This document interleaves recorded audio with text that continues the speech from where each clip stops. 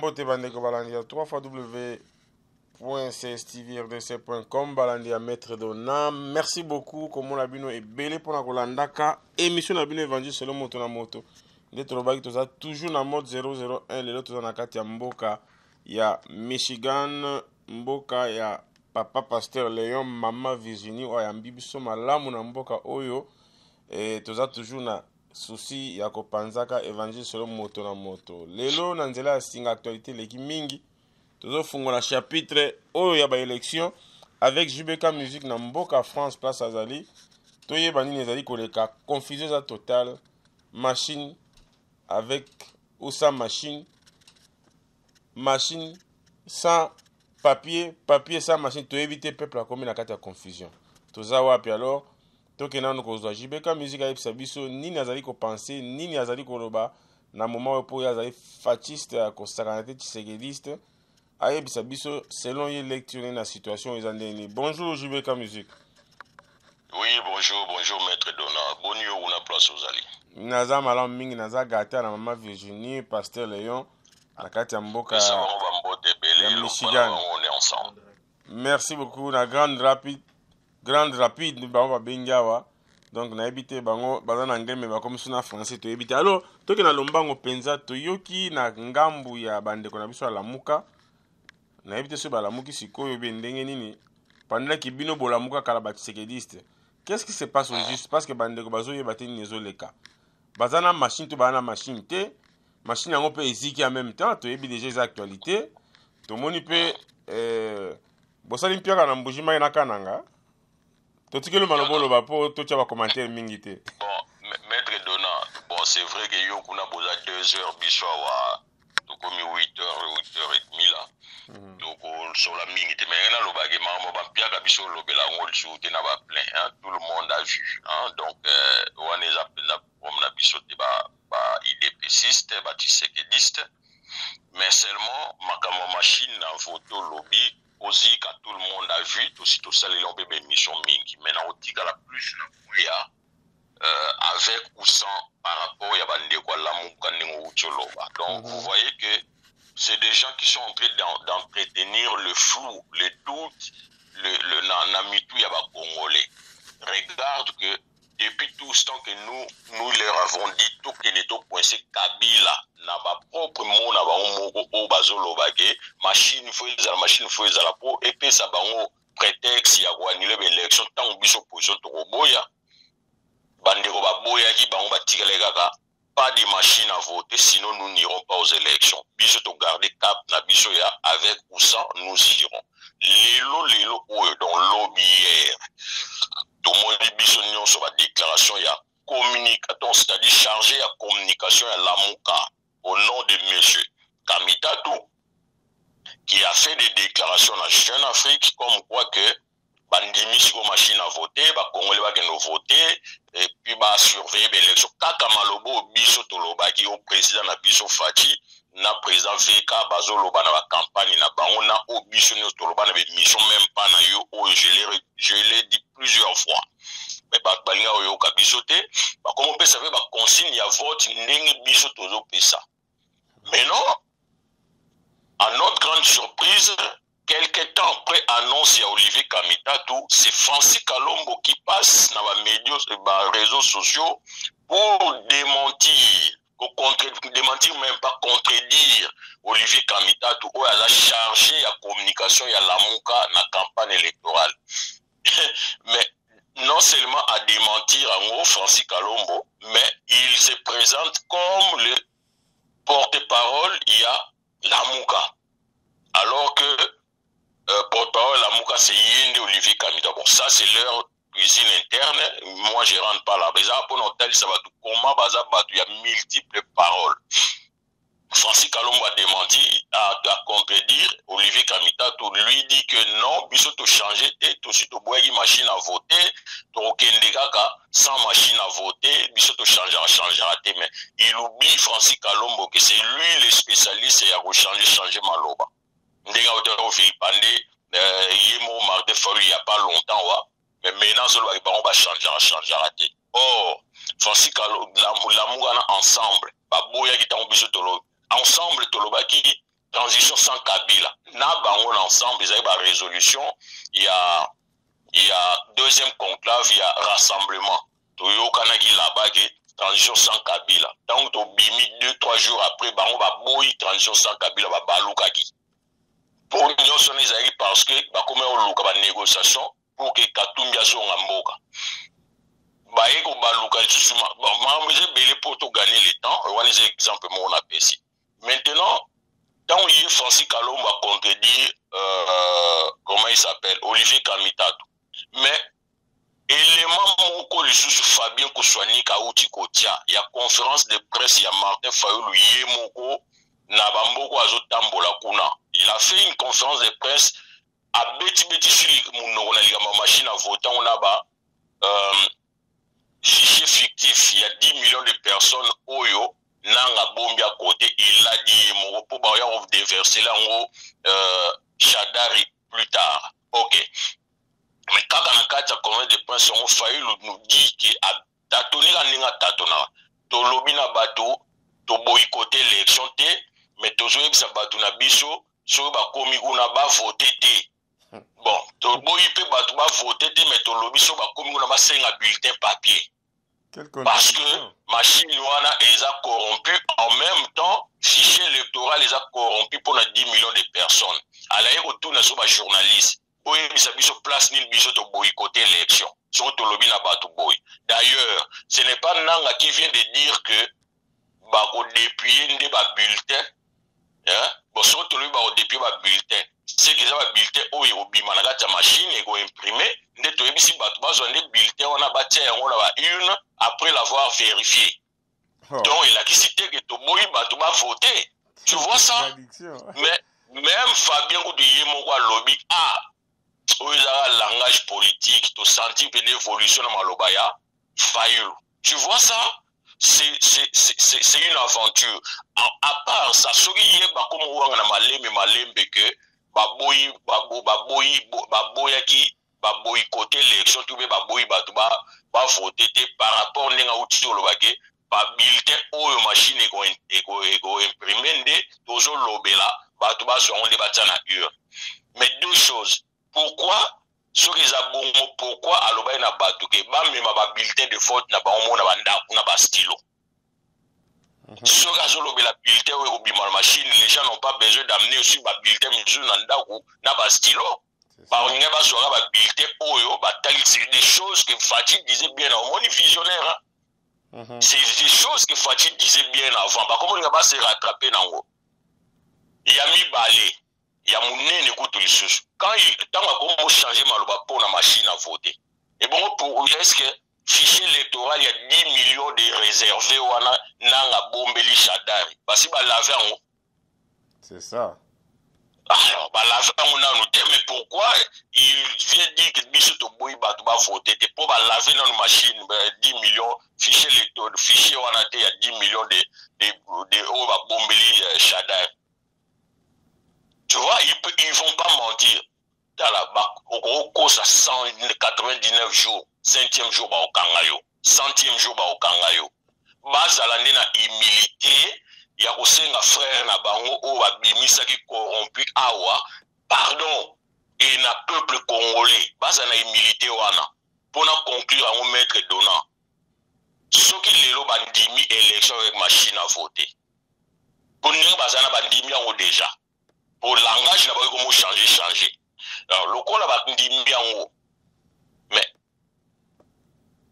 et l'autre, même aussitôt, même F. Bazaï Babaloba dit que c'est Fatih qui était bien placé pour avoir le candidat commun. Mais le coup, là, à Boya qui kaka ko bunda combat ya machine à voter, nous, il y a ça qui changé, donne tout, on est passé par, maintenant, on est passé sur Martin Fayulu. Mais ceux qui ont une machine à voter, pourquoi si c'est nous qui étions dans l'erreur, nous avons une erreur, tout photo zoom ça moutou oyo azalaki par rapport à la machine à voter n'importe écarta qui est, n'est-ce pas? Ou on a un candidat moko, bah ça la honnête. Voilà en gros, et l'on a rien à l'oba. Et puis pour finir, pendant Sikoyo, Tant qu'on va salir ba campagne côté ba legi na ba est kuna to longola ko likambo ndenge ba diaboliser ki ba fati ba futi ba bambongo ba keno yemba na meeting na ye na deux endroits biso moi je suis en train de na profiter na saluer na féliciter bana na biso ya cash peuple na biso ya cash partout où nous sommes passés bazo yembela nde Shadari na négativité pour ba yebi que notre ennemi c'est Shadari et non Fayulu. Est-ce que biso na monde obino bomoni na ba partout fatia leki aso ba bi ba yemba nzemba mabe na contre Fayulu a télématé. Mais quand eux ils font des bêtises en foot ba mbongo ba ya perturber ya biso bato la muka pe awa surtout na poto bazo sepela na ngo fort. Mais si c'est l'inverse nous yoko les talibans les drogués les machins. Mais ouais ya biso to tikala ko takeka ka Shadari. Je félicite bana na biso ou bien ba peuple na biso ya kota cash.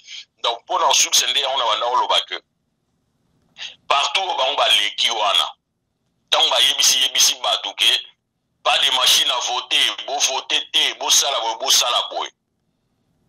Est-ce que ba resonga lisusu kuna po ba ke no yebisa bango ke non siko il faut bo voter avec machine à voter. Tu vois tant ba sa bango ke Fatia Zal visionnaire par excellence. Il a tout vu bien avant que Bango. Mais au fait, au final, tu dois comprendre que leur problème n'était même pas ma machine à voter. Leur problème, c'était Fati. Écarter Fati, déstabiliser l'UDPS, finir l'UDPS, pour n'enlever na RFI que il ne laissera jamais Félix devenir président du Congo. Donc leur problème c'était ça, mais batama ina sima machine à voter pour baye que Fatia obo ya bankamwana a olingate que to mener combat machine à voter pour que Kabila tigala na bokonza après le 23. Donc on a baye que Fatia o maintenir position ne wana ya o mon bakendaki na likambo wana pour les ya obo ya likamna proposition na bango ba écarter alba banaso diaboliser UDPS. C'était ça leur motivation et leur moussouté bandeko faut pas comprendre yango. Voilà. Et en passant dans l'Est, on a tout le monde, c'est nous qui étions en erreur. Mais ça peuple qui non, soit deux choses. En tout cas, il n'avait pas été corrompu pour Andi ma machine à voter. Pour Bisso Mopé l'autondi, soit Balobana peuple que non, Bisso l'autondi, nous sommes aussi corrompus comme lui. Et puis va présenter Baboli Misna Mama Marthe na papa Etienne wa lali na bunini lelo ndenge ba finga ki na marche ba le 26 octobre to suki wa bilelo to sala wa maili to ebisa ki bango que boroya pa ibiso to zali bo IDPS amona makambu liboso to za ba grand visionnaire et puis na pesika ka vraiment courage na peuple congolais tout lelo ba moni vérité za na kanini. Donc ba onyoso ba za ofinga Fatia ba corrompu alembo otina ba kilitsasa kutu ba BBC mitu ya batu. Donc ba comprendre lelo et en même temps ba sala na ngala lobango pa na onabi tango boya comprendre vérité boza na courage ya osenga pardon. Donc yebi na lobango deux fois même na bémission tout salanga na yo. To suki wapi. OK, merci maître Dona. Vraiment, merci beaucoup, JBK Musique, pour le message. OYOPC, je crois, Bandeko, va comprendre Malamu. Et ce qui a félicité encore, on a fanatique, tout va supporter, tout va soutenir quand il y a cash, tout le monde, curieusement, dans l'Est du pays, malgré la provocation, il y a Bandeko à la Mouka, fanatique, tout va supporter à la Mouka. Mais, quelqu'un qui réagit, tout va bundisa Bandeko na bango. Ça prouve que bitumba na biso contre Shadari na batu na ye na Kabila que biso na biso vraiment c'est à féliciter aussi. Alors tu connais na cas en tant que tshisekediste na yebite a batumbi ba machine à voter bozo mona ndenge nini pona bino kana bino ba tshisekediste élection ko za sans rival sans rival maître Donald sans rival lobby. Ils ont l'homme, voilà. Donc, non, biso to lobby boye. Machine ici ka élection le 23 décembre. bato pouvoir wana communauté internationale ayebisa bango baide bango na makambo ya logistique baboyaki parce que bango bayebaki ke soki communauté internationale aza na kati wana bakobloke bango moye basala bajeo basali ya kotumba bamashine eza te ozolanda maître dona donc lokola bango balakaki bato na communauté internationale na biso banationaliste balobaki na biso ke nous allons organiser les élections côté logistique, il n'y a pas de problème, sécurité dans les alliés, makam dans les alliés, va organiser les élections le 23 décembre. Kabila ne doit plus être président du Congo après le 23 décembre, na minuit. Wana ezali maloba ya ba Congolais. Basakana na batute, ba yibi biso déjà 2017. Biso 2018 et au Lekati. Il faut organiser l'élection. Et puis proposition mon a ça la simple. Mbushima ikananga pour moi bazana on a besoin de cette élection qu'on a pour pas comprendre nani a même 100% là-bas. Ali ba kamatagara ba machine ba gena otika déjà na ba Mbushima ibasonga na ona Kinshasa pour ça na Kinshasa. Parce que kuna déjà l'élection kozala na ngote bayebi déjà que Fatiasa kanya on a ndinga osakanate. Donc ba mi peselele déjà ba pourcentage na Mbujima ina kananga 100% to compter ba Bukavu place a banda yo mo santaki ngombi na Goma na ba koto na misusu aleka ki wana. Mais to faciliter ba montage to zora ya Mbujima na ya kananga ezonga Kinshasa pour kuna déjà ya sa gagner l'élection. Basumi na on a Kinshasa ba organiser d'ailleurs même Kinshasa wana tout le monde a ebi ki fatia oniata ba ko na excuse mo ya ozwate mais poto kene na oni po ba ya bo Kinshasa kabona pe ba kabola ndam bien que il de pesa za la majoritaire mais ba kabola ndam nambo bazwa ba machine o eza na kana na Mbujima ba ya na on a Kinshasa tout ça la élection le 23 décembre. Donc, en tout cas, biso toti que la bango excuse mon côté après le 23 décembre. Hors de question. Voilà. Merci beaucoup, JBK Musique. Mais par contre, Maître Dona, pardon vraiment, message mon parce qu'on a monté tout ça, il va de côté, on est caché peut-être pour ma réseau. On a un petit message, on a bâti Tshisekedi et tout. Bas à la Kimia, Tshisekedi, c'est nous, soit à Tigali Tshisekedi. Nasina loba na batuke Tshisekedi mais ça a trois façons, trois volets. Et ça depuis na loba on a 16 TV. Tshisekedi du sang, Tshisekedi c'est ya parcours, on a Tshisekedi c'est ya circonstance. Soki bomoni mutu lelo alobi ga Tshisekedi mais à qui ko soutenir quand il y a Lamuka sous prétexte que parce que président Fati aza pemeni na kamere c'est un faux Tshisekedi pour lukele tswana na Tshisekedi c'est ya parcours ou ya circonstance parce que côté ya Lamuka oyo mutako kene ko soutenir là-bas il y a de Jean-Pierre Bemba qui combat le Tshisekedisme depuis la nuit des temps, qui combat l'UDPS, et Nautoloba Yemo a confirmé qu'il y a un RFI qui a otikara jamais Félix Azwa Bokondi. Donc, ce qui y a le besoin de Tshisekedi, c'est ok pour soutenir quand il y a un moto à lobby qui a otika jamais leader na yo Azwa Bokondi na Congo, donc tu n'es pas un vrai Tshisekediste. Deux, Moussa Nyamwisi est là-bas, na Lamuka. Moussa Nyamwisi a bomba ba Congolais na ndenga osakanate. Bon, Jean-Pierre Bemba aussi a continué la rubrique même ya oboma ba Congolais.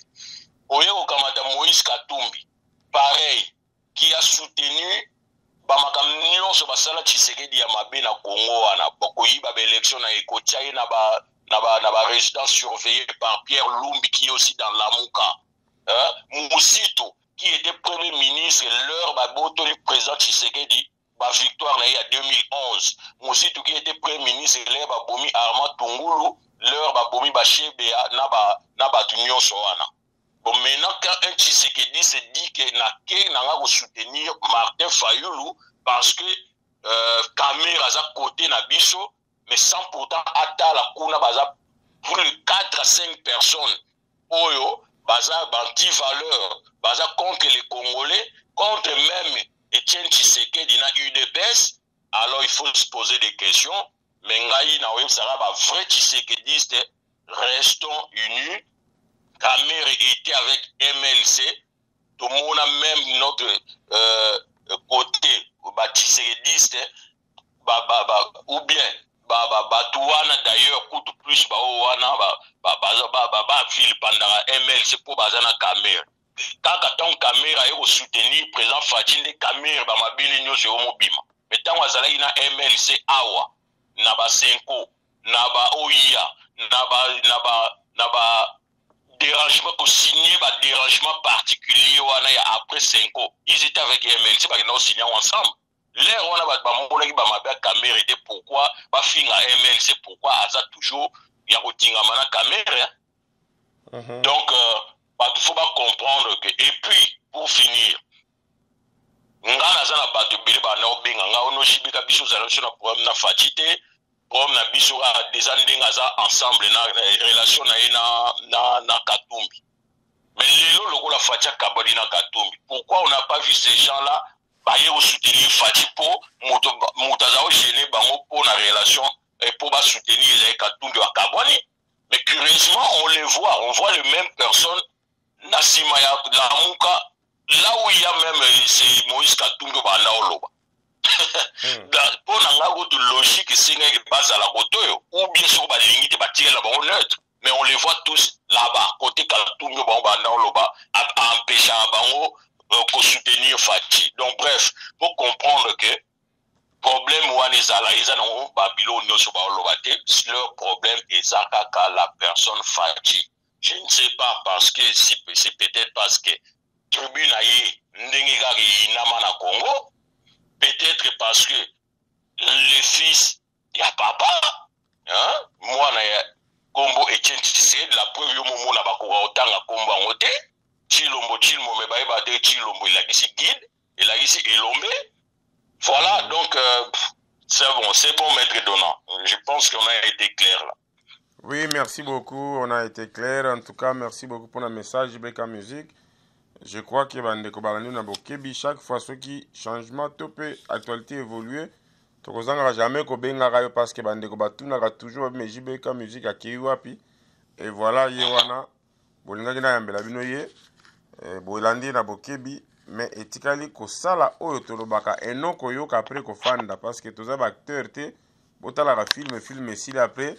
Bo sepeli pe bozeli épisode mosusu non toza pour ça bo participer non bozala ba assistant voilà ezaki plaisir mingi kozala na JBK Musique na kati ya émission na bino évangile selon moto na moto toza toujours kopanza sango ya évangile à Congo partout nde toza na États-Unis sika awa pe tokonyo toujours kopanza sango tokotika te ezaki plaisir mingi kozala na yo tokosenga na bana nyonso ya Michigan, bana nyonso ya Illinois, bana nyonso ya nzinga évangile selon moto na moto toza na Grand Rapide. Voilà, tosenga na bana nyonso ya Michigan, bana nyonso ya Illinois, bana nyonso ya zinga évangile selon moto na CSTV toza na kati ya mboka ya Grand Rapide awa na kati ya Michigan esika pi tokosolola masolo ya Congo tokopanza évangile selon moto na moto boya ebele dimanche le 16 na 15h na 18h epai wapi tokoya kosangana adresse bokomona yango na se ya video oyo boya tosola masolo ya Congo bomoni ndenge actualité ekei na lombango penza boya tokabola ensemble masolo ya Congo parce que soki tosololi Congo te mutu mosusu akosolisa biso Congo aza te yango boya ebele maître Donat aza déjà na kati ya Michigan boya to partager ensemble na bino masolo ya Congo adresse na heure na 18h adresse na heure eza koleka na se wana boya tokutana vraiment eza pona Congo bozoya bokutana pona maître Donat mais pona Congo. Alors nous devons sauver ce pays ensemble. Téléspectateurs la kozala te biso tout participer na libération mboka Congo. Alors pona kosukisa totiki message maloba suka na ndoko JBK onengaki koloba nini po to clôturer émission ya biso. Awa Lamuka bandimi pe tiko kokene élection avec machine à voter na fichier électoral fictif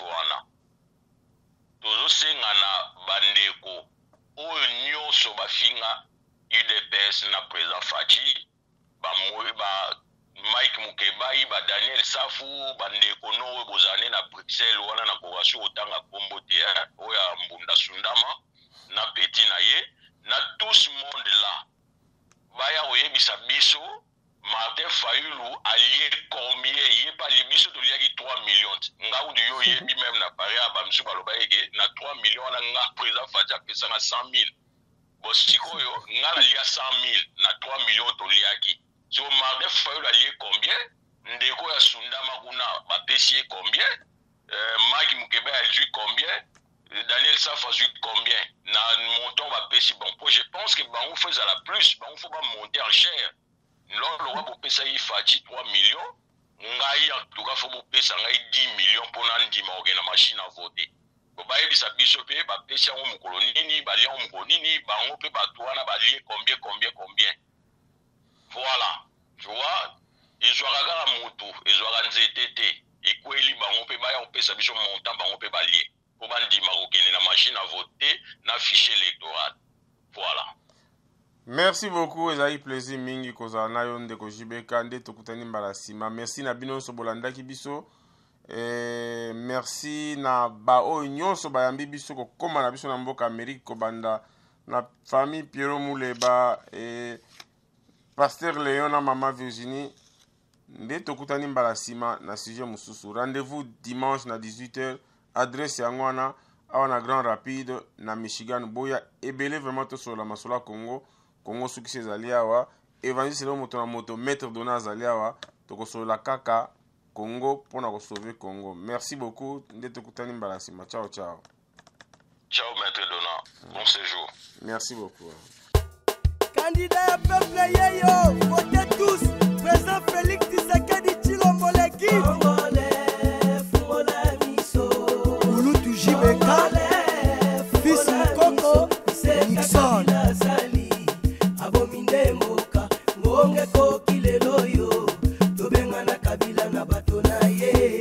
DG Kalao, Maître Claude Kayembe Mbaye. Vice-président Hilbert Moumé. Président Michinini.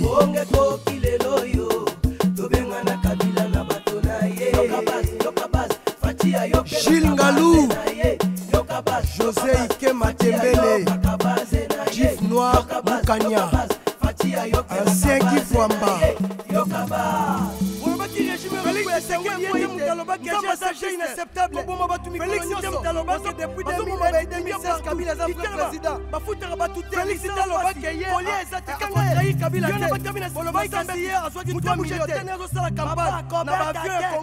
Ce qui vraiment tolingi changement voté utile.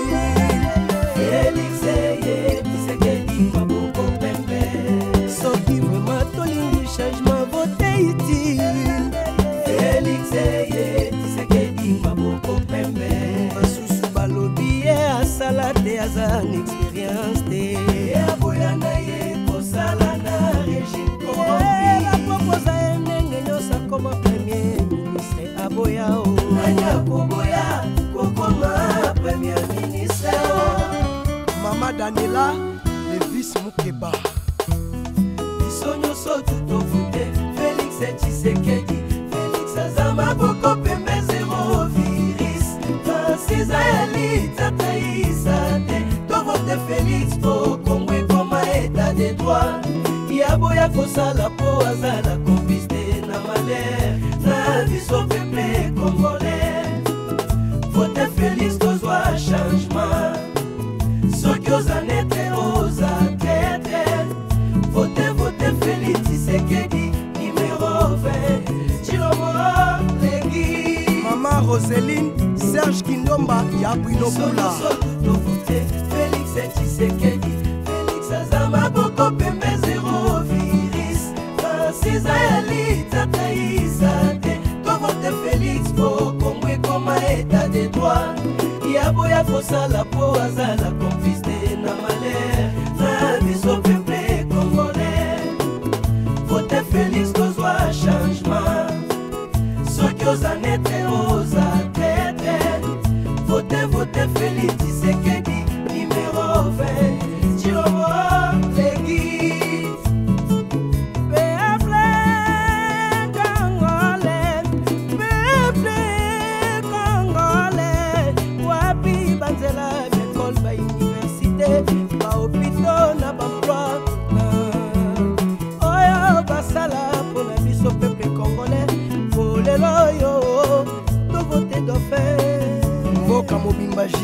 Zate 80 millions d'habitants, 4 milliards. Éducation na classe à Boma. Kolia kolata, pasi kuamai ya pasi. Someniko ezate, vote Félix. Sonyo soto to vote Félix et Tshisekedi. Félix azama boko pembe zéro virus. Francis ayali tataisate. To vote Félix boko mwe koma état de droit. Yaboya kosala po azala confisté na malheur. Na biso peuple congolais. Vote Félix tozwa changement. Soki ozanete ozatete. Vote Félix Tshisekedi numéro 20. Chilomo les guides. 17 ans pouvoir à Joseph Kabila, commissaire des abattoirs humains. Mouchera Misunyaba, Congolais tous les jours et descend. Bazo massacre, bazo violé, génocide, tous les crimes de guerre. Contre l'humanité, n'a pas assassinat ciblé. Insécurité généralisée, wow. Toboyi, tribalisme. Tokoya kofungolela bangu na porte. Ba profiter na balkanisation. Na sima tosimba moto to regrette. Ngonga yango yo, vote Félix. Pour la unité nationale. Sonyo soto to vote Félix et Tshisekedi. Félix azama boko pembe zéro virus. Francis ayali tataisate. To vote Félix boko mwe koma état de droit. Yaboya kosala po azala confisté na malheur. Na biso peuple congolais. Vote Félix tozwa changement. Soki ozanete ozatete. Vote Félix Tshisekedi numéro 20.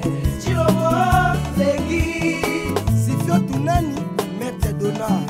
Sonyo soto to vote Félix et Tshisekedi. Félix azama boko pembe zéro virus. Francis ayali tataisate. To vote Félix boko mwe koma état de droit. Yaboya kosala po azala confisté na malheur. Na biso peuple congolais. Vote Félix tozwa changement. Soki ozanete ozatete. Vote Félix Tshisekedi numéro 20. Chilomo les guides. UDPS viva, UDPS viva, UDPS vaincra.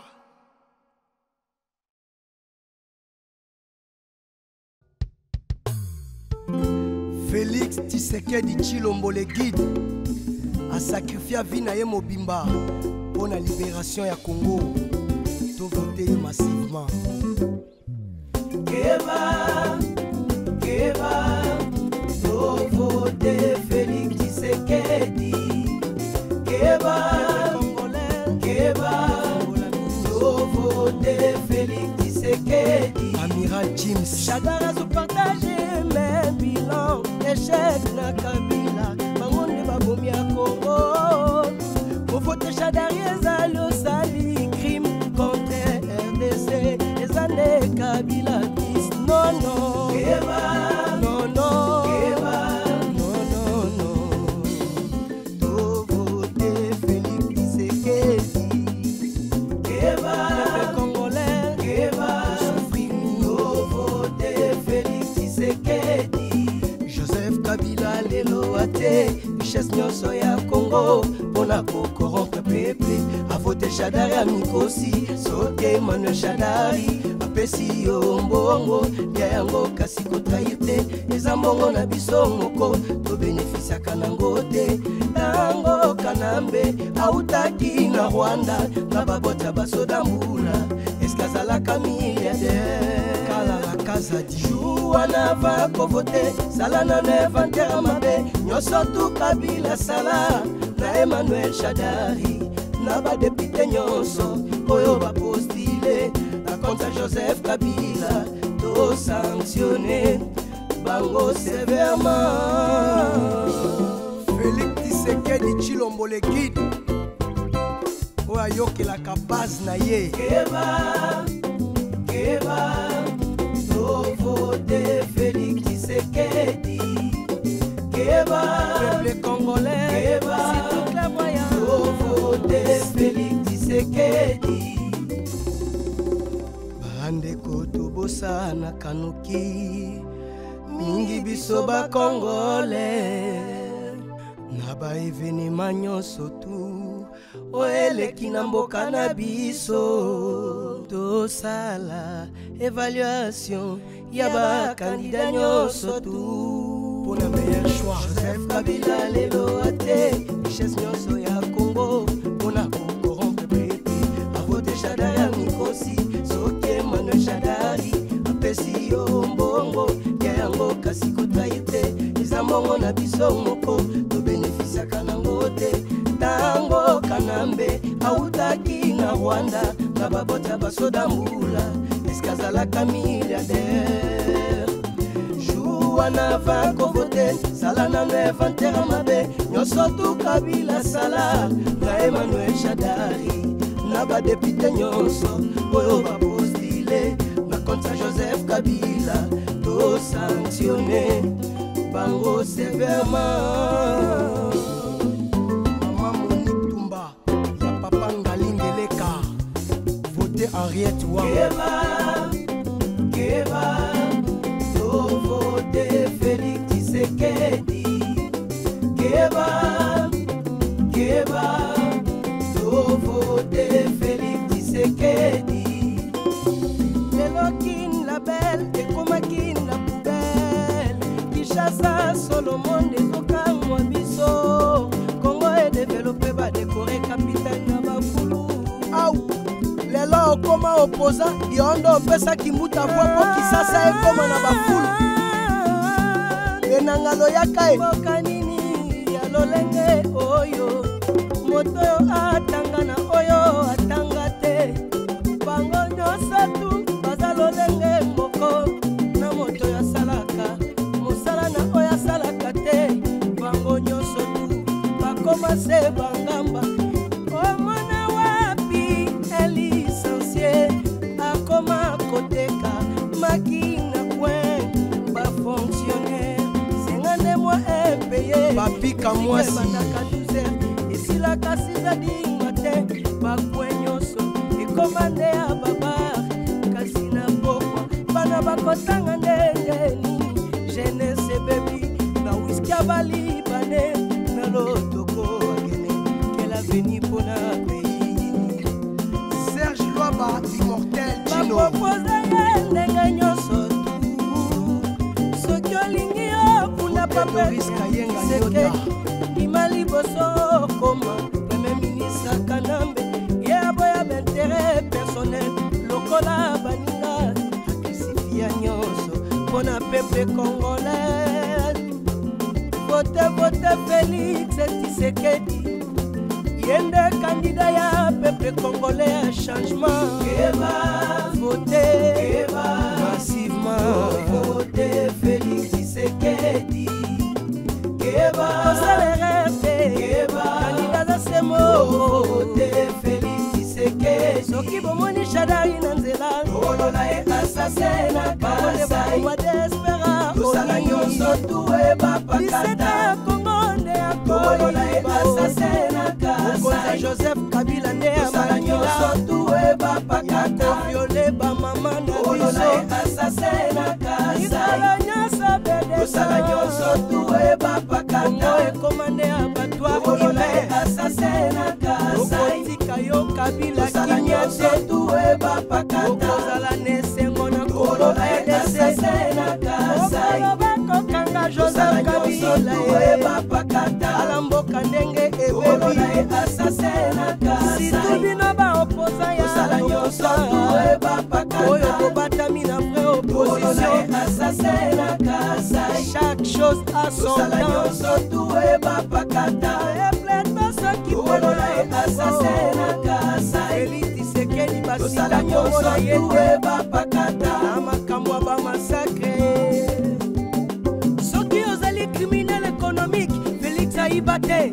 Soki oteka bakare minier, Félix ateka te. Soki oboma bata mukungu bile, Félix aboma te. Maboko pembe, maboko pembe, maboko pembe. yokabas Félix ayokaka base na ye yokabas Félix ayokela kabase na ye yokabas